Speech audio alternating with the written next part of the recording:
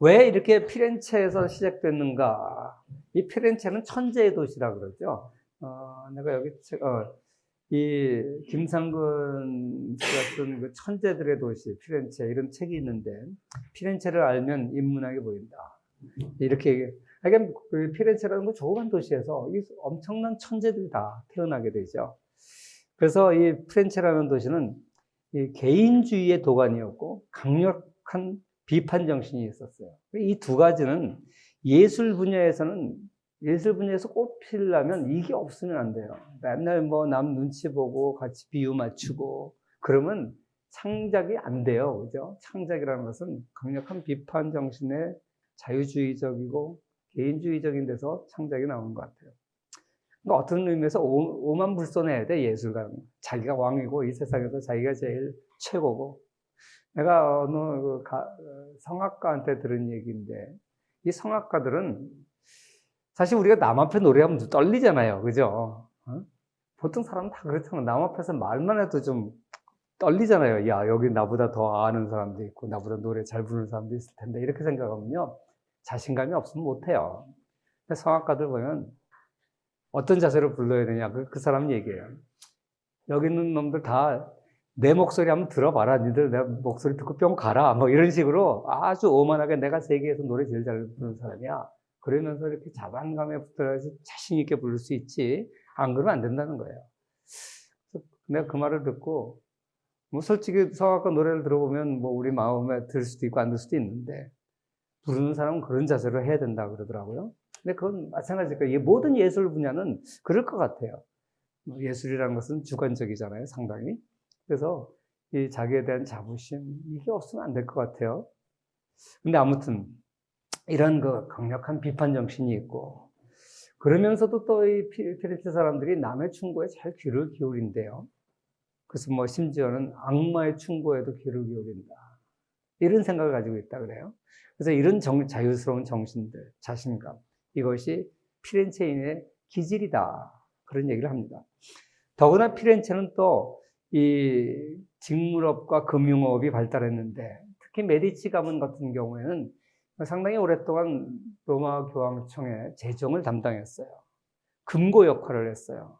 그러니까 전 세계, 그래서 유럽이지만 기독교 세계에서 오는 모든 11조가 로마 교황청에 몰리게 되는데 그 자금을 관리했던 곳이 메디치 가문이기 때문에 거기가 이제 피렌체가 부유할 수밖에 없었죠. 뭐 이런 경제력과 기질, 이 면에서 피렌체가 르네상스가 일으킬 수 있는 상당한 이유가 된다. 우리가 알다시피 뭐 피렌체 출신의 르네상스인들이 굉장히 많죠. 아까 얘기했고 페트라르카가 키케로 얘기를 했고요. 아르놀포 디 캄비오 이 사람이 아까 얘기했던 피렌체 그 대성당 마리아 성당을 이 성당을 만들어낸 사람입니다. 그 다음에 뭐 보카치오의 데카메론 여러분 다 아시죠? 흑사병을 피해서 10명의 사람들이 모여서 밤새우면서 돌아가면서 이야기를 지어내서 데카메론이죠. 그 다음에 이제 마키아벨리 군주론, 또 뭐 미켈란젤로의 피에타, 이 작품은 정말 부유해. 그 아름다운 작품이죠. 그 대리석 가지고 어떻게 이렇게 아름다운 조각을 만들 수 있었는지. 그 곡선미와 이 마리아의 표정, 뭐 이런 게 아주 예술 작품의 최고봉으로 꼽히죠. 이게 이제 베드로 성당 앞에 있었는데 어떤 미친놈이 때려 부셨어요. 다시 복구해 놓은 거예요. 했다 그래요. 그리고 미켈란젤로 광장에 가면 데이빗 조각이 서 있는데 사실 이것도 원본은 그 오리지널은 아카데미아 미술관에 있고 미켈란젤로 광장에 있는 것은 복제품입니다. 굉장히 커요. 이거 사람보다 훨씬 등치가 큽니다. 내가 우리 학생들 데리고 경제사의 현장을 찾아서 여기 갔었는데 벌거벗은 나체 앞에서 학생들이 부끄러워가지고 근데 가이드가 미켈란젤로의 데이비드 상의 가장 아름다운 부분은 히프다 딱 그랬더니 전부 뒤로 돌아가서 가서 그 부끄러운 걸 좀 가리고 그랬었는데 아무튼 사실 이런 모든 작품들을 후원한 게 다 메디치 가문입니다. 여러분들이 아마 다큐멘터리를 봤죠. 이 다큐멘터리 보면 이런 장면들이 나오는데, 그래서 이 크리스토퍼 히버트라고 하는 작가가 쓴 미술사가고 역사가인데, 이 메디치가의 이야기를 보면, 사실 피렌체가 번성하게 된 것은 바로 교황 가문하고 우애가 깊어서 그 돈을 관리했기 때문에 그렇다. 그렇게 얘기를 합니다. 특히 그 메디치 가문이 그 역할을 했는데, 이 메디치 가문, 사실 피렌체라는 조그만 도시 국가인데 거기는 왕도 없고 유력자들이 다스리는 거예요. 근데 메디치 가문은 왕은 아니었지만 상당히 오랫동안 거의 200년 가까이를 실질적인 통치자 역할을 했던 가문이죠. 그래서 이 동방박사의 경배라는 보티첼리의 작품을 보면 이 작품에 나오는 여러 사람들이 다 이 메디치 가문의 수장들이에요.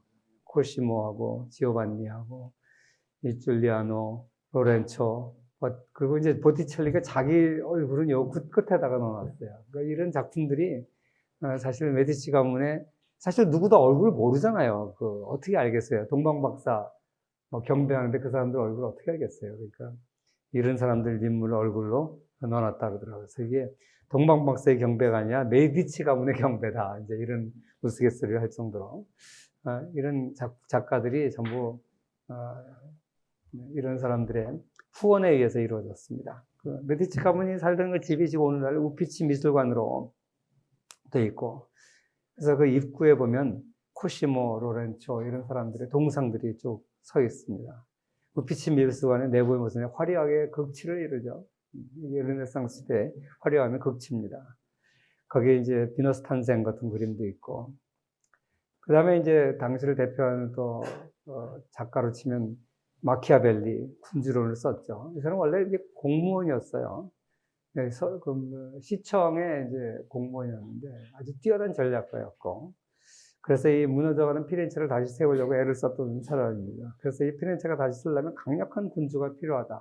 그래서 이 군주의 덕목을 그리는 군주론을 썼죠. 그래서 그 이후에 모든 패자들은 이 군주론을 끼고 살았다. 어떻게 군주가 전략을 세워야 되는가. 이 군주론을 끼고 살았다 그러죠. 그 다음에 우리가 잘 아는 르네상스의 대표적인 인물 중에 하나, 레오나르도 다빈치죠. 다빈치는 어떻게 보면 예술가인 동시에 기술자고 과학자고 그래요. 그래서 처음에는 이제 로렌초가 후원을 해서 수많은 그림을 그리게 했고, 우리가 다 아는 이제 최후의 만찬, 이렇게 방사선을 이렇게 가지고 이렇게 집중하는 이런 기법도 이제 레오나르도 다빈치가 처음 시작했다 그러죠. 자화상, 인체도 이런 걸 하기 위해서 해부를 다 했다 그러죠. 그래서 굉장히 과학적 근거에 의해서 이런 걸 만들었어요. 중세에는 어떻게 보면 이런 사람의 시체를 해부하고 이런 걸 정교하게 그리고 이런 거에 대해서 관심도 없고 불경하게 생각했어요. 그런데 르네상스의 영향을 받아서 이 인간을 발견하려면 인간을 정확하게 묘사해야 된다. 정확하게 인간을 묘사하기 위해서 이 뼈나 골격이나 이런 걸 전부 다 이제 연구를 했죠. 그래서 지난번에 그 전시회가 열렸었는데 거기 가서 이제 이런 거 보면 비행기 같은 거 이런 거 설계를 다 하고 헬리콥터 설계를 다 했어요. 사실 어떻게 보면 아이디어는 이미 레오나르도 다빈치 시대에 있었어요. 나중에 이게 현실화된 거는 몇백 년 후에 근대 후기의 산물이지만 이런 아이디어를 다 제공을 했었죠.